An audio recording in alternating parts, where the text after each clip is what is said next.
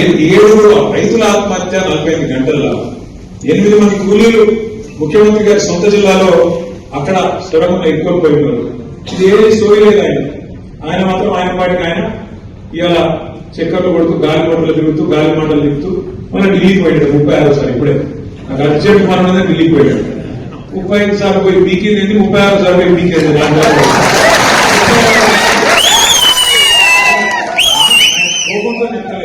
కోపంతో చెప్తలేదు, కేవలం మీరు ఆలోచించుకొని కొడుతుంది. 35-36 సార్లు పోయి కనీసం మంత్రివర్గ విస్తరణ కూడా చేసుకోలేకపోతున్నాడు.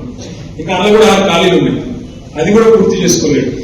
కనీసం రాష్ట్రానికి హోంమంత్రి లేడు, విద్యాశాఖ మంత్రి లేడు, సంక్షేమ శాఖ మంత్రి లేడు, అవి కూడా నియమించుకోలేని అసమర్థుడు. ఈయనగట పెద్ద మాటలు కేసీఆర్ ను మాయం చేస్తా అంటాడు, కేసీఆర్ ఆనవాళ్ళు లేకుండా చేస్తా అంటాడు. తెల్లారు లేస్తే కేసీఆర్ జపం చేయని రోజుండదు, కేసీఆర్ జపం చేయని రోజున్నది. నోరు ఎక్కితే నోరు తెలిస్తే కేసీఆర్ తప్పుకోండి యాది కాదు, నిద్రలో కూడా కేసీఆర్ యాదికి వస్తుంది.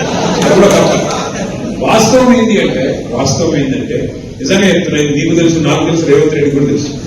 వాస్తవం ఏంటంటే నిజానికి రేవంత్ రెడ్డి గారు కూడా ఎలక్షన్లకు ముందు, అసెంబ్లీ ఎలక్షన్ల ముందు వాళ్ళ దగ్గర దోస్తులకు చాలా మంది చెప్పుకున్నాడు, ఈసారి మనకు గెలుస్తలేదు, మనకు 40 సీట్ల దాకా వస్తాయి, ఈసారి ప్రతిపక్షంలో ఉండాలి, గట్టి కొట్లాడాలి, కేసీఆర్ ఉన్న రోజు మనం గెలవం, అటెండర్ చూసుకుందాం, వచ్చే 5 ఏళ్ళకని చెప్పుకున్నాడు అందరికి.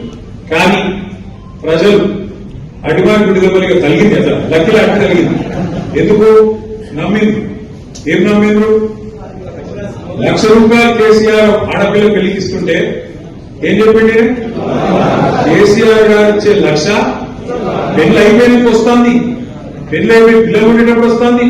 మీరు ఇట్లా లగ్న పత్రిక పెట్టుకోగానే ₹1,00,000 పాటు బంగారం ఇస్తా అని చెప్పి ఆడపిల్లలు మనసులో కొట్టిండు.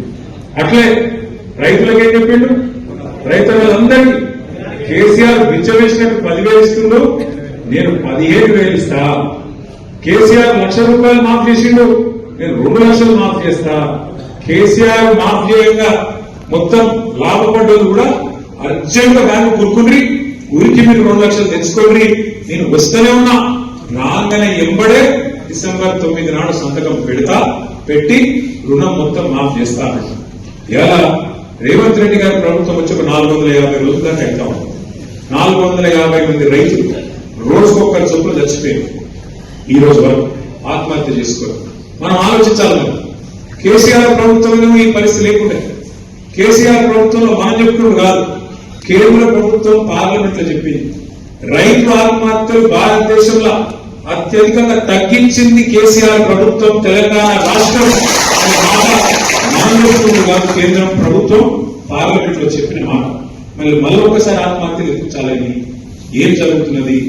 ఇది కాలం తెచ్చిన కరువా, కాంగ్రెస్ తెచ్చిన కరువా, మనం అర్థం చేసుకోవాల్సిన అవసరం ఉంది.